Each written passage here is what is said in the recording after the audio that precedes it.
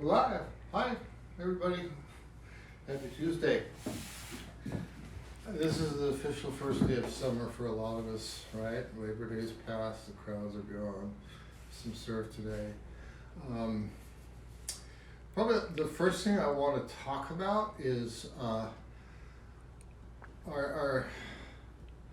it's a step-up board, and we had a board for years called the Traveler, and that was our go-to step-up, and it was meant to be ridden anywhere from 2 to 4 to 6, maybe 8 inches longer.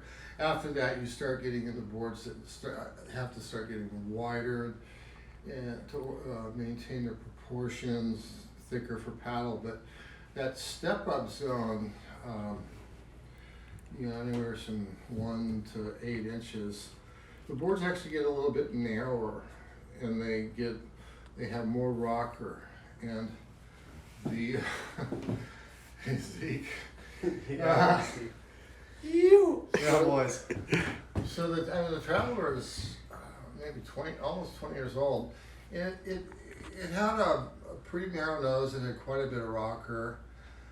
My point was years ago, I felt the need for a more all-around Traveler. Like the Traveler was kind of made for more advanced surfers, although I could scale it up for the bros. I could scale it up for heavier surfers, but it's basically designed to be ridden by better surfers in better ways. So I felt about 5 or 6 years ago, I felt the need to make just an all-around step-up board, and the Blackbird, and it's named after the fastest jet ever made. I know there's probably a few other Blackbirds out there in the surfboard world. Kind of a cool name, but the name's meant to be fast, and the design, how it changed from the Traveler is I made it overall a little bit wider. I made the nose proportionately a little bit wider, and it still had good tail rocker, but I relaxed the nose, and I gave it a little bit more beef, and it's still to this day a very, very popular step-up board. And I found myself in the last year doing custom boards where I'm not so much fooling around with the proportions of the template, but started adding a little bit more tail rocker and a fair bit more nose rocker, and I felt like I was deviating from the original design of the Blackbird, and so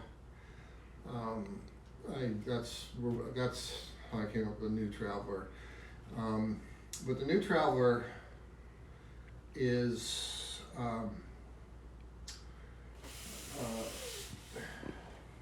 the template is definitely racier than the Blackbird. The tail's a little bit more pulled in, the nose is a fair bit more pulled in. It's not as extreme as the old Traveler, but a little bit racier than the Blackbird. And it's got a fair bit of rocker on both ends. It's got a turn out one of these lights.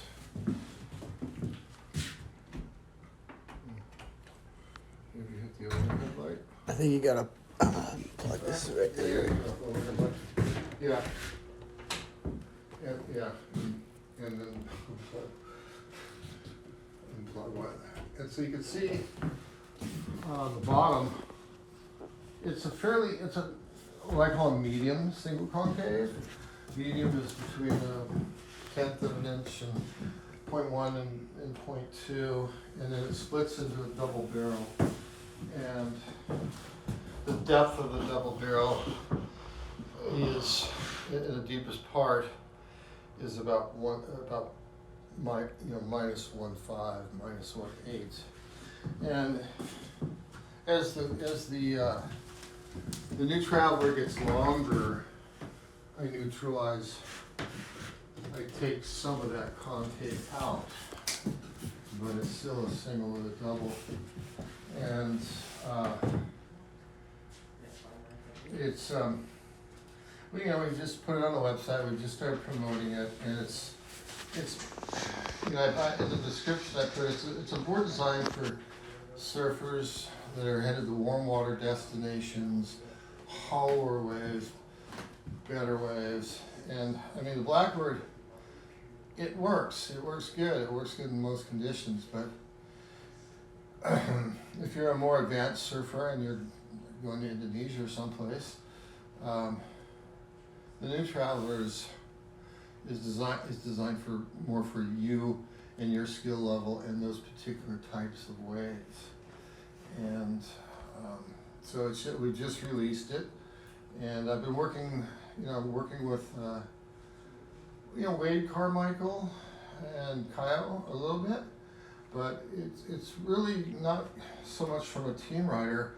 It's just from that I felt that need to revisit a true travel board where you're not going to have a wetsuit on, you're going to be in warm water, you're going to be loose, the waves are going to be hopefully hollow and perfect, and so the new Traveler, I think right now we just have the more pro dims. Going forward, we're going to have pro dims or advanced dimensions, and then we'll have stock dimensions, which are a little bit, the board's basically a little bit wider, but not much else changes. As far as the fins go, as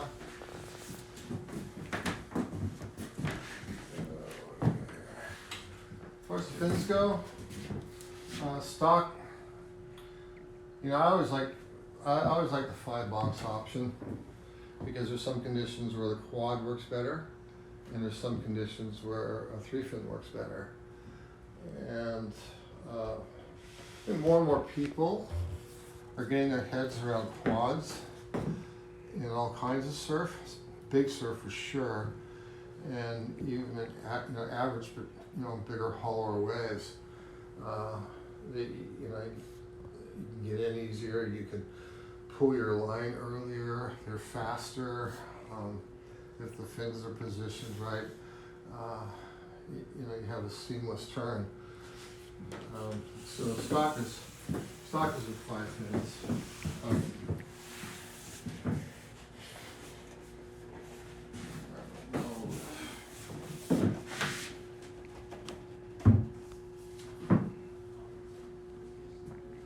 I always tell people, if you look at a board with the nose down, the nose looks wider. The nose is proportionally wider, and if you look at a board tail down, the tail looks wider. True? Yeah. So, Carter, show your happy face. Carter, this is Carter. Hello? Oh, okay. Carter is our marketing assistant, our social media guru. He's helping me tonight. He's got some questions for me, for all you guys. What's the main difference between new Traveler and old Traveler? I think I kind of went over that. Why get the new Traveler versus the Blackbird? I touched on that too. I was starting to deviate from the original Blackbird design, depending on the waves and the surfer, and I wanted to keep it more standardized. So that's how the new Traveler came about.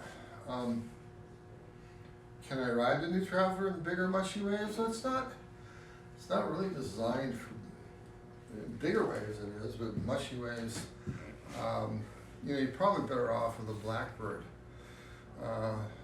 This board has got a lot of bottom curve. It's fairly narrow, and it's got a fairly thinner lower apex rail, and it will perform better in hollow waves. what construction do you recommend and why? Well, I mean, some of the guys that get, I build Blackbirds all the way from 4.2 to 10.6, and you know, and some of my big wave guys, excuse me, Jamie Sterling and Garrett McNamara, they like EPS. They just glass them heavier, but for the most part, I build these with a polyurethane core, and I personally am a big fan of what I call E-poly. It's epoxy resin and a polyurethane core, and it's the traditional construction is polyurethane foam and polyester resin, and there's a lot of people that get the whole thing, you know, confused and fucked up. And there's YouTube videos with guys that are experts on this stuff, and they refer to you know, epoxy core. The core is not out of epoxy; it's out of expanded polystyrene, or in some cases, extruded polystyrene, which is like the XTR boards and our torsion springs. But the epoxy boards, polyurethane core can be glassed with epoxy, and EPS has to be glassed with epoxy. If you try to glass an EPS core with polyester resin, you're going to have problems. The foam will start melting on you. So, most of the boards are built to either traditional polyurethane core and polyester glassing. If I have my way, I push the customer towards an E-poly board, which is epoxy resin and a polyurethane core. And the epoxy resin has a longer shelf life. The polyester cures quicker, it becomes more brittle, it becomes stiffer quicker, and you know, it's got a much shorter lifespan. You crack the rail and it cracks the resin, and might take water. Epoxy's a lot stronger. You know, you look at you Google epoxy, it says, well, it's 4 times stronger than polyester. That might be a stretch, but it is definitely stronger, and it maintains its flex longer, but it is more expensive. Cost on an average board is about $100. The resin's definitely more, but it's labor. It's much more labor intensive. It takes a lot longer for the epoxy to kick, and so you have to work it longer when you're laminating, and so that's, you know, the epoxy ranges anywhere from $100 to $130 or $40 extra, but you know, it's worth it. You think about the cost of the board; it's 10% extra, 15% extra, and then stringers. You know, if you're riding a shorter new Traveler or Blackbird for that, you can still get away with you know, a 3 mil or an 1/8 inch stringer. I like ply, stronger, but as you start to creep up into the high 6s, low 7s, I'd recommend a 5 mil, or that's just slightly less than a 1/4 inch stringer, and once again ply.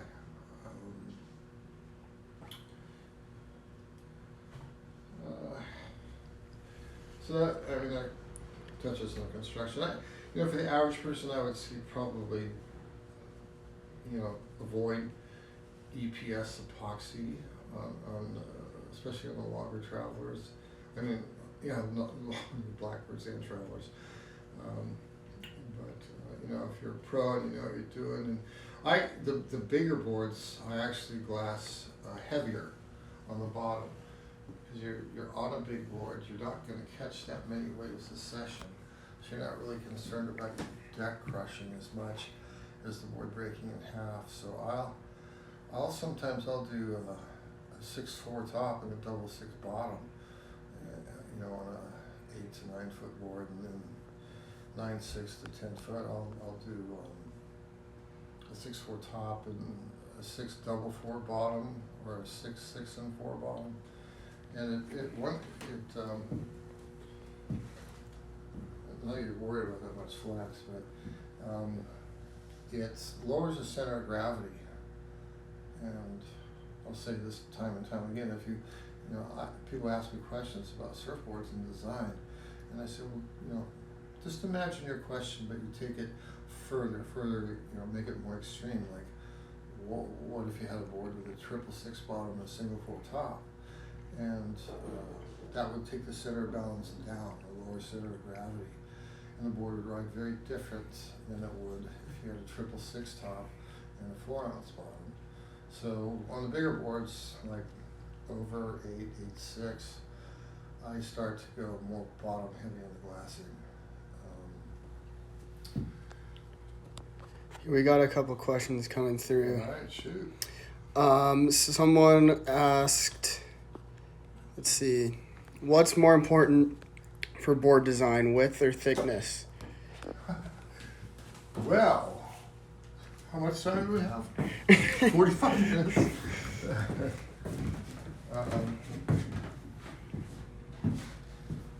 Well,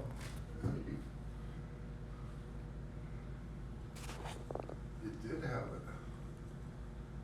I guess it's just hot here.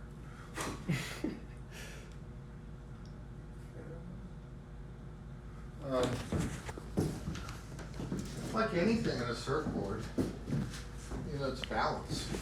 What's the question? The whole thing says, what's more important for board design, width or thickness, drives or skatey? Some more drive or... It depends on what you're looking for. If you're going to be surfing 5 to 6 foot hollow waves, you'll have more control if the board's narrower. This is all, say the average surfer is 160 or 70 pounds, but there's a certain range of width that you're going to feel comfortable with, where you have enough area width to support your body weight, but it's not so wide. And the wider the board gets, the harder it is going to be tip over in a rail. The thinner the board is, the easier it is, but you can sink your reel too much. The thicker the board is, you catch waves easier, you catch them sooner, you'll be more on top of the water, and you won't be able to get your reel in the water. It'll bob and probably spin out. So it's a balance. Like all things on a surfboard, it's a shaper's job to find a balance.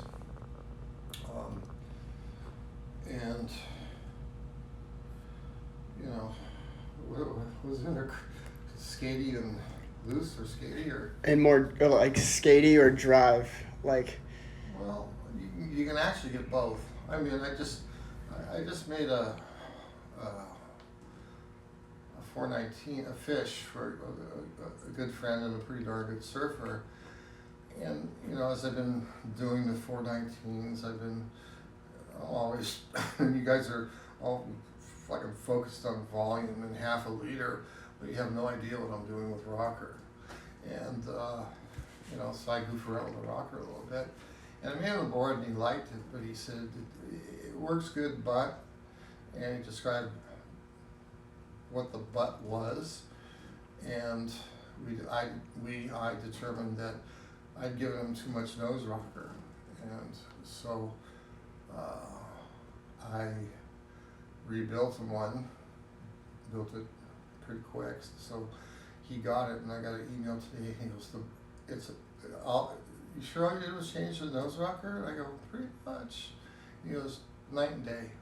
The board paddles so much faster, it catches waves so much easier, it carries out, it turns better, and all I did was drop the nose rocker like 3/8 of an inch. It's crazy. Yeah. Alex is watching. Alex asks, what's the best way to size a step up, volume or length? Once again, don't worry so much about the volume. volume, because the board, if you go longer, your board is naturally going to want to increase in volume, and you shouldn't. I mean, even the pros, like they know. Like Kyle, he goes, no, 24.8. I go, 25. He goes, no, 24.8 liters. But I ask him, what about the next one up? And he goes, well, I'm not sure. So even the good guys, they have a ballpark idea on volume, but it's more about the length. Like Wade, his step up, his go-to shortboards, he's 210 pounds, and his go-to shortboards are 5'11", maybe 6'0", but usually 5'11", and 31.5 liters. And I go, well, what happens when he gets 6 foot? He goes, well, I'll probably still ride the 5'11", but maybe I'll bust out a 6'1", you know. And after I go over 6 foot, I like round tails, and he went on to explain why. And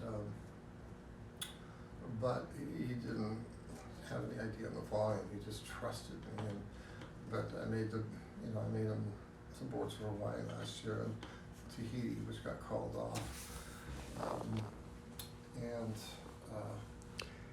They, as they grew, they got a little bit narrower, not much, 1/8 of an inch, 1/4 of an inch at the most. They get a little bit thicker, and they get, even proportionally more rocker. We actually have 4 of the boards you shaped for Tahiti. We can go grab one real quick, and then we can okay. I don't know.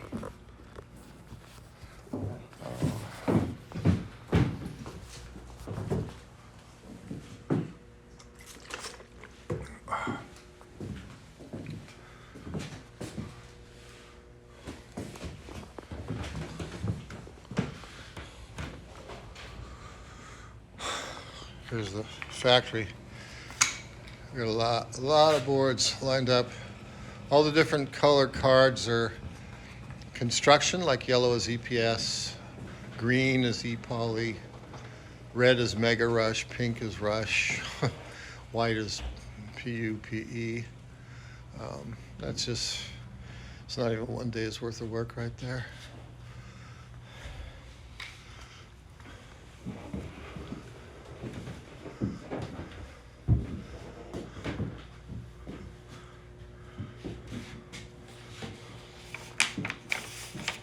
So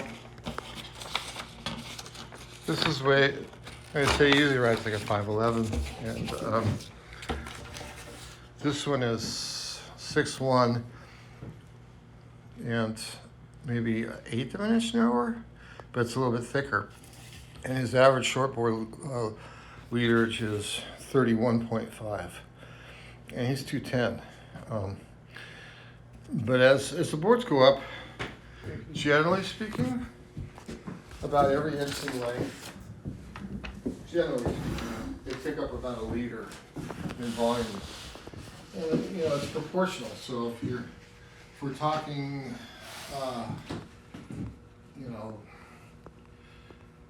7'11" to 8 foot, it'll go up maybe 2 liters. If you're talking a 5'2" to a 5'0", maybe half a liter, so it's proportional. But they're pretty adamant about their shortboard volume. Like they say the pros say they can feel less than half a liter.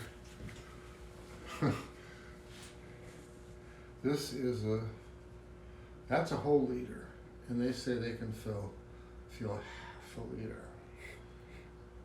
I'll take their word for it. But Wade's and weight. The guys are real sensitive on their weight for their small boards or performance, contest boards. But as the boards start to get longer, they actually ask to have them heavier, because the weight helps. You get in the bigger surf, you have more. You have surface issues in the small surf too, but the bigger surf magnifies. If it's offshore or if it's onshore or whatever, it magnifies the surface issues. And a little bit heavier board helps you get through the surface issues, and it gives you a bit more momentum. And so The short boards might be glassed 4 and not even a second 4 patch, but maybe a 3/4 4S patch, and then a 4 bottom. Whereas next one up, double 4 and maybe a 6 bottom, or wider laps. Nobody talks about lap width anymore, but when Kelly first brought his Emperor's New Clothes into the scene, and the boards, 6-foot board had 6 inches of nose rocker and 2 3/4 inches of tail rocker, and it was 17.5 inches wide. The boards broke. So the first thing we did was started making the laps a little bit wider, and that kept them in one piece a little bit longer. But so I'm excited about the Traveler, and for us in the northern hemisphere, the timing's pretty good. So winter's just right around the corner. And but if you're traveling like the southern hemisphere, it's going off right now. So there's not really any particular time period to get yourself a new Traveler. If you're fortunate enough to be able to travel, it'll come in handy.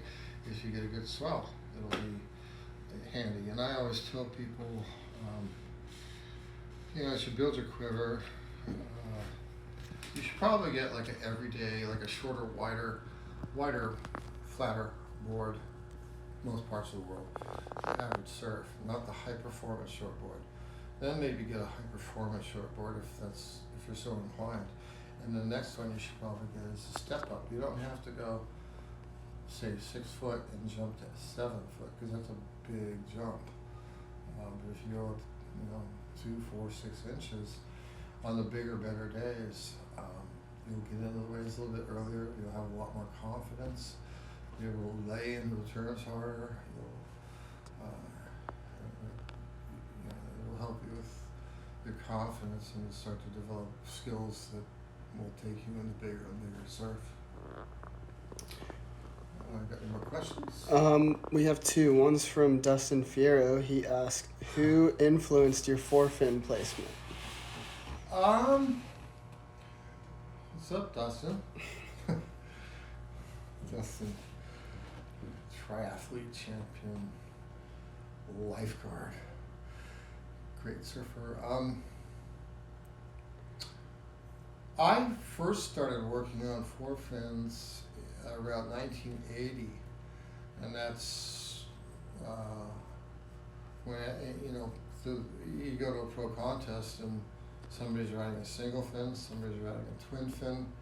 Tri-fins hadn't quite come out yet. They came out like in January, March of '81. But there was also some forfeins, and there's a great surfer from Australia named Glenn Whitten, who he shapes some of his own boards, but when the boys came to the U.S. mainly for OP Pro, a lot of them were looking for boards, and so that's when I first started working on forfeins with Glenn. But in 2005, 2004, team rider, more of a local team rider came in, and he goes, I just tried one of Nathan Fletcher's stretches, so it was a forfein. He goes, it's insane. And so I had to look at the board, and I went, this kind of makes sense, because so I started, to me, intuitively, there's no wrong or right placement for the forfeins. The front fins are pretty much where I would put tri-fins. The rear fins, there's all kinds of different theories, but my theory is the closer they are together, the looser, more of a twin fin feel, and the farther back the rear ones are, and the farther they are from the rail, the closer they are together, the more of a tri-fin feel you're going to get. So my basic formula is the front fins are, say on a 6-1 or something, the front fins are about 11 and about 1.25 inches from the rail. And then, for argument's sake, say if it was a tri-fin, the back fin would be at 3.5. And what's the half mark on 11? It's 5.5. So what I would do is I'd split that, and I'd put the rear fins at 4.5, and I'd move them 1 3/8 in from the rail. But I'd point them to the same place off the nose. And I think I was one of the few that my fins were a little bit farther back and closer together. And I've had nothing, I mean, I personally, it's all I rode after the first new quad fin I made. More and more they caught on. I did an article for, I did a series of design articles for Surfline about 10 years ago. And I did quite a long piece on the quads. And I mean, my bottom line is, I go, the boards are insane, but they'll never catch on until Kelly Slater rides one. You know, pretty much the truth. But they have caught on. I mean, the quads are pretty much the go-to for guns. All the big wave riders, I think, ride quads, and even some of the mid-range boards, comp boards. I'm trying to put it as simple as possible. The quads have a little bit longer, maybe a little bit longer, smoother arc. They maintain their speed better through, turns. They might draw out the turn a little bit more. The tri-fins are for more abrupt, shorter arcs, vertical surfing. But I think, maybe if you're a pro, maybe you can ride a board with ridiculous tail rocker and insanely deep concave, single concave. If you're an average surfer, I truly believe that you're better off on a quad in pretty much all conditions.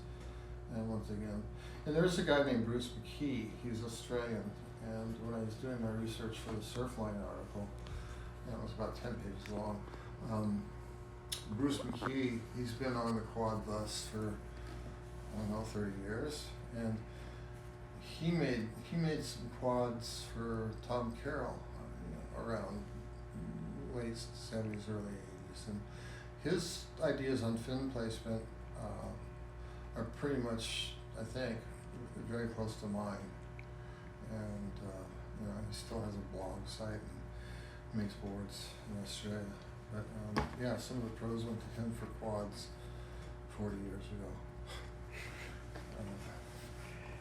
So, got any other questions? Pedro is also on here. And Pedro! he is asking how the rocker impacts the volume and paddling. Well, the rocker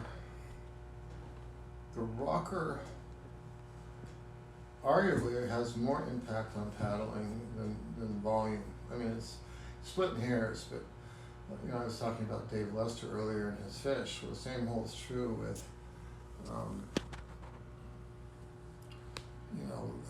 not only hot dog boards. If I made you 2 SDs, the same width, same thickness, but one had a 1/4 inch more tail rocker in the tail and 3/8 inch more nose rocker, it would push water more. It wouldn't paddle as efficiently. And once again, that goes back to take it to an extreme. What's a very flat board going to do? It's going to paddle good, but it's not going to turn because you have the length of the arc. That's the rocker. And that length, that arc, has a lot to do with the length of your turn, so where the board naturally wants to go when you put it on rail. If you have, a lot of rocker, it's going to have a much shorter arc. So once again, it's a shape of the job to find a happy medium. And the pros. I had Zeke in here a few minutes ago, and he goes, "Man, surfing lowers are all the top pros." Fuck, they're good. Zeke's pretty good. And he goes, "I thought he was a good paddler, but those guys, they paddle circles around me." And so, if you're if you're a young, very very strong paddler, you can get away with less volume. But yeah, Pedro's my main man. He's been my main man for 30 plus years. He's in Brazil right now, but he's spent a good deal of his life here helping me run the factory. And he's a great shaper and a good surfer, especially for being an older gentleman. But Pedro, make yourself 3 boards. Have the width, the thickness all the same, but just vary the rocker. And I don't have to tell you, but you'll feel the difference in how fast you can paddle, how much earlier you can catch a wave. And when you get in the hollower surf, you're going to have trouble with a flatter board. So, any other questions? No. If anyone has any last minute questions, go ahead and ask now. How much time do we have left? We still have 20 minutes left. But. Well, I could talk about the mid-length thing, maybe change locations, go to my office, but Oh, someone's asking, what board would you recommend for a fast barreling wave for Namibia? no, Namibia, probably the new Traveler.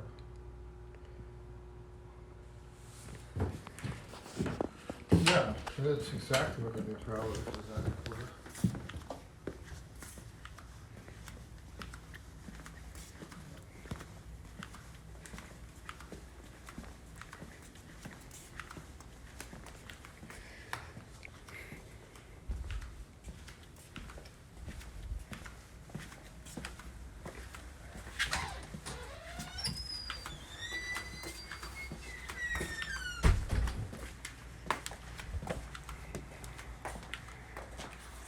You okay on the ball?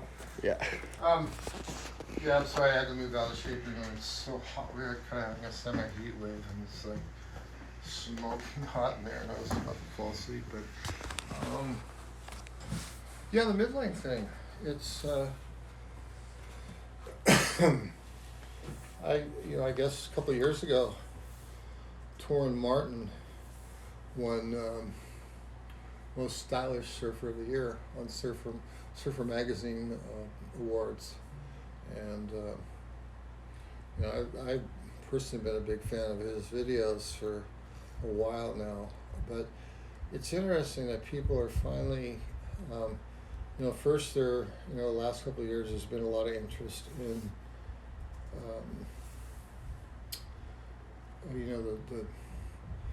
the everyday boards, the grovelers, the fishers, the boards like the Hustler that are wider than normal, maybe flatter than normal. And because people, I think, are starting to realize that, as I said earlier, the average day of surf, especially here in Southern California, is not that good.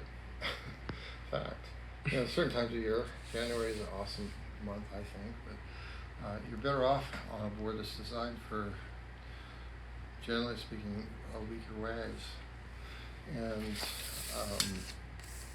but the mid-lake thing, I think it's people are, the average guy's finally, the average surfer's finally waking up. He's going, I'm not going to compete. I mean, I want to catch waves. The more waves I catch, the more fun I have. And so instead of trying to make it happen on a 6-foot SD that is 27 liters, they get a 7.6 mid-length board, or a 7.4, 7.2, whatever. I think mid-length is 7 foot to 8 foot. And the guys that are calling 6.6s mid-lengths are cheating. Or they're full of it. But anyways, my definition is a wider, fuller board, 7 to 8 feet long. You get much bigger, and it becomes a little bit more difficult to handle. You get much shorter, and you're losing a lot of the benefits. But I think the average guy is finally waking up to, hey, I want to have fun. I want to catch waves. And I can do almost everything You know, in some cases they serve better, you know, because they start to learn how to link turns and, you know, glide through sections a little bit better. And, excuse me. So, I've always, you know, me being a bigger guy, I've always had big guy boards in my line, Desert Island and Yeti and the Big Cat. You know, boards built for guys well over 200 pounds, and in the it was the mid '90s, mid to late '90s. Wayne Lynch was one of my very first heroes. Jock Sutherland maybe before him, or Wayne Lynch. We were basically the same age, and he blew up the contest world in late '67, '68. He starred in a movie called Evolution, which was the transition from long boards to medium length boards, and then the next movie was Sea of Joy, which was medium length to boards in the low 7s to high 6s. And Wayne, for those of you who don't know, he's a goofy foot, phenomenal surfer, so far ahead of his time. But anyways, I contacted Wayne. I'd met him in Hawaii years before, and I said, Wayne, I'd really like to do a couple of models based off of, you know, Evolution and Sea of Joy. That's not right. Those things are pieces of shit, you know. You know, he's talking him down, and that's because of Wayne. He's such a good surfer. He's more into barrels, you know, 18.5-inch wide boards, and getting pitted out of his mind on a 10-foot barrel. But he reluctantly agreed, and so the Evolution model was kind of a double ender in egg, and the Sea of Joy was a board that was more like 14.5-inch nose, you know, fuller in the middle, and 15-inch tail or something. And that Terry Goldsmith, who was retired, shaped them. He was one of my shapers back then, and he shaped them, and they were very popular. And so, Wayne, this is my plan. I'm going to call you. You know, one of the models that I hope to resurrect is the Sea of Joy model. We have the egg, which is as old as the hills. I have the egg knot, which is originally started out as kind of a round nose, mid-length, but I pulled it in. The round nose is 16 inches wide, give or take. You start getting around 15.5, 15, and the nose are still full, but they come at kind of a moderate point. And so we have the egg knot. And Rick Hammond, I turned it over to him. I said, Rick, whatever you want to do, you know, you design it, you name it, and you know, because I think Rick's one of the best shapers on the planet. He's worked for me since the beginning of Rusty. He was shaping for SNI. In fact, he shaped some boards for Kelly Slater early in his career. And you know, right after I left Canyon, I started Rusty Surfboards, and I gave Canyon notice in July of '85, but I had 4 months worth of orders. You know, when the time came and I switched, I was really nervous. But like the next day, I had to hire 4 more shapers, and Rick was one of them. He came down and he showed me some of the boards he was doing. I said, wow, this is pretty good. And so I gave him 5 boards to, you know, show him what I was doing. And he brought them back the next day, done, and they were fucking better than mine. So Rick's a guru, and his design's called the Express. Well, I've got one called the Big D, Big Diamond Tail, which is another mid-length board. So, you know, you might argue we're a little bit late to the game on the mid-length boards, but on the flip side, I've always had, you know, these bigger boards, you know, in my line. But you know, I'm excited. I think I mean, I've never ever seen such an industry-wide embrace of a new design. But everybody and their uncle is offering their version of the mid-length board. And as I said, I think one of the main criteria is it should be between 7 and 8 foot. Fins, it's your call. Torrin Martin rides twins a lot. You can ride a 2+1. I like forfeins. I think the mid-length thing. I think it'll, it's here. It's going to stay, and I think it'll probably broaden out next summer, like more boards in the high 6s. Maybe not so much over 8 foot, but people will be dabbling. I've got the not so Moby Fish. I've had that for a couple of years. The Moby Fish is one of my best sellers. It's a big board, but people kept asking for smaller ones. So at about 6'8", I started calling it the not so Moby Fish, and that's been super popular because it's it's a board that you want to go for surf, you want to get wet, you want to get wet, just have fun. So yeah. Well, I think for our next live, I think we'll have the egg knot out by then, and then we can talk a lot more about mid-lengths and more specifically the egg knot. Yeah. This is kind of like a little segue intro into that. Yeah, in a month we'll have. I mean, we've already got most of them built, and we'll be adding them to our website in the next month. And spend a whole hour talking about mid-lengths. But that's it for me tonight. And y'all take care, and hope you get some good waves in the future. All right, take care.